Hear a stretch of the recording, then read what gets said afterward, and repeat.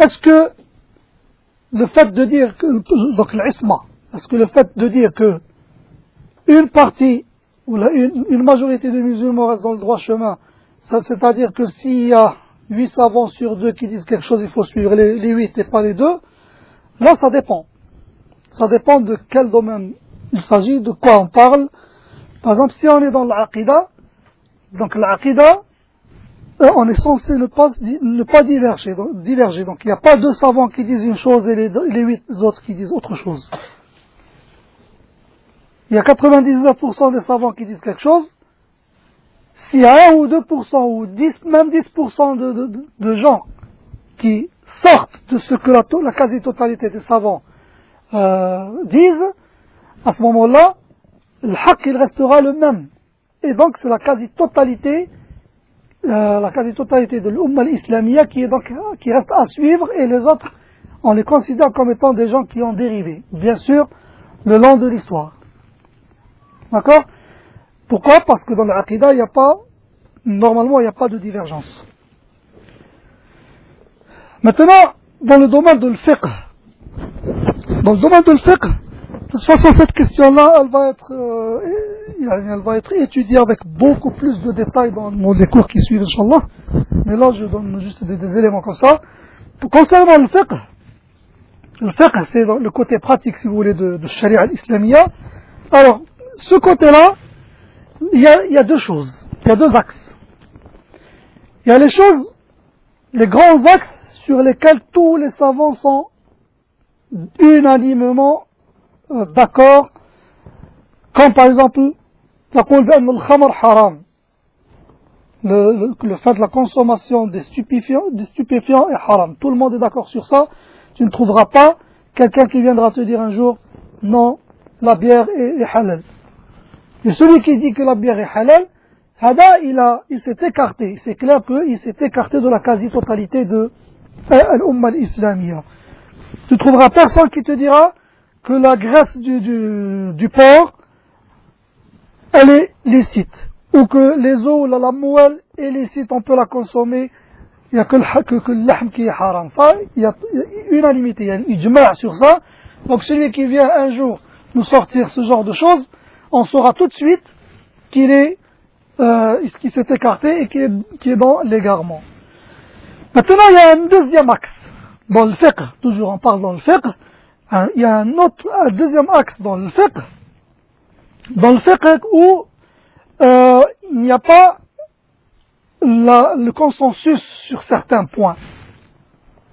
Alors là, les repères changent. Les repères dans ce cas-là changent. Contrairement à ce qu'on appelle usul din qui est l'aqida, ou là usul les constantes dans le fiqh. Là, on a un repère.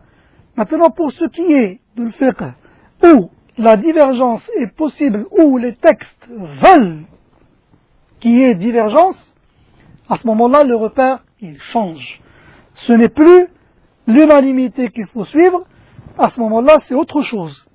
C'est celui qui s'inscrit dans une démarche, le faqih, qui s'inscrit dans une démarche reconnue par l'unanimité.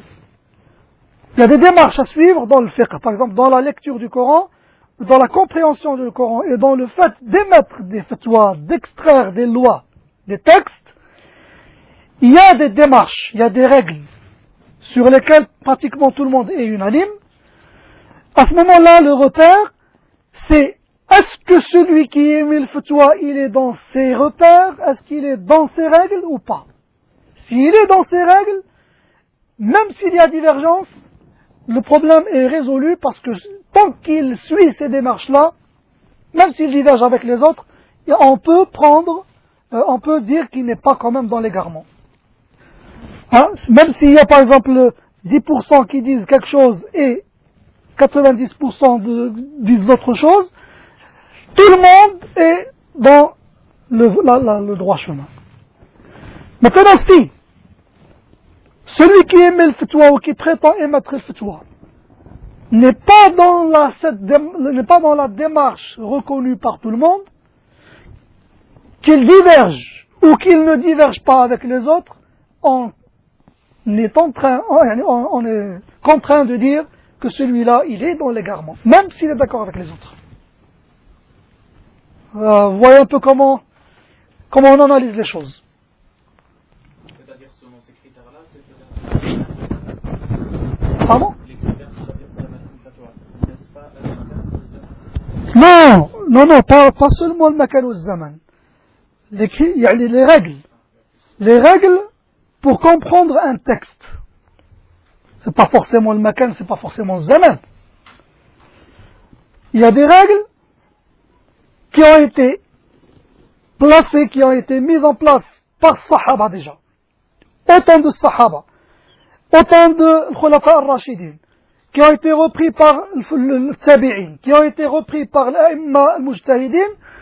Donc ces règles-là, toute personne qui doit faire l'ijtihad doit rentrer dans ce cadre, et une fois dans ce cadre-là, une fois qu'on est dans cette démarche, ou là dans la démarche qui est posée par Ahl-Sunnah wal Jama'a, même si on diverge, le problème, il n'y a pas un problème. Il n'y a même pas un problème. Mais celui qui vient et qui n'obéit pas à ces règles, même s'il prend les textes et qui donne un coup de pied à ces règles-là, alors, il est dans l'égarement, même s'il est d'accord avec le reste du monde. Maintenant, pour l'histoire de Makan ou Zaman, ça c'est un autre problème. Ça c'est un autre problème. Le Makan ou Zaman, c'est-à-dire le temps et le lieu, ils peuvent intervenir, et ça fait partie aussi des règles. Le temps et le lieu peuvent intervenir dans le fatwa, pas toujours, mais dans certains cas.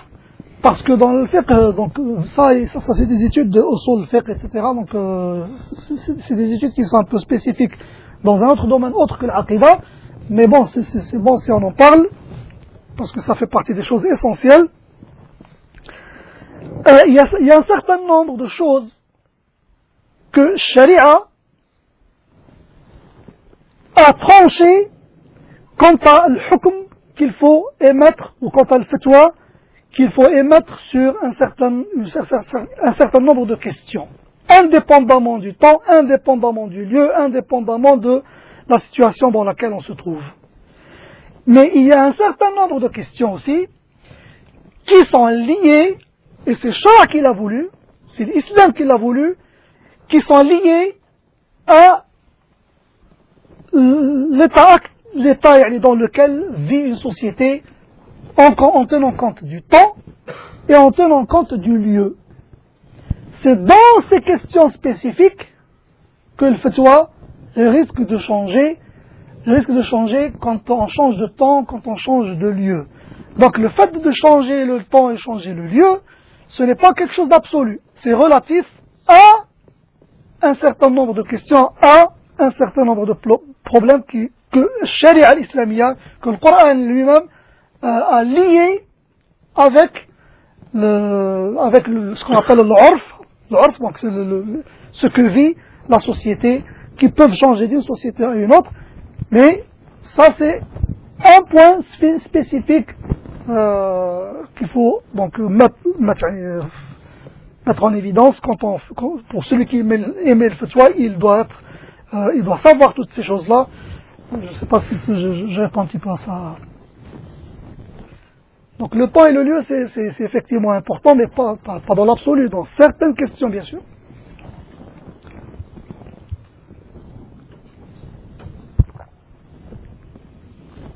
Par exemple, dans le porc, Allah Azza wa Jalla, il a dit حُرِّمَتْ عَلَيْكُمُ الْمَيْتَةُ وَالدَّمُ وَلَحْمُ الْخِنْزِيرِ. Allah Azza wa Jalla a interdit l'ahm al-khinzir, donc le porc, et il n'a pas lié ça à un temps ou à un lieu. Contrairement à ce qu'on entend aujourd'hui, certains nous disent que le khinzir, il a été interdit à Mecca, là où il fait très chaud, etc., Et donc, par exemple, si on est ici en Europe, en Alsace, il fait trop froid, c'est plus le cas. Là, c'est complètement faux. Là, le khinzir, il est haram, quel que soit le temps, quelle que soit l'époque, quel que soit le lieu, quel que soit... Voilà.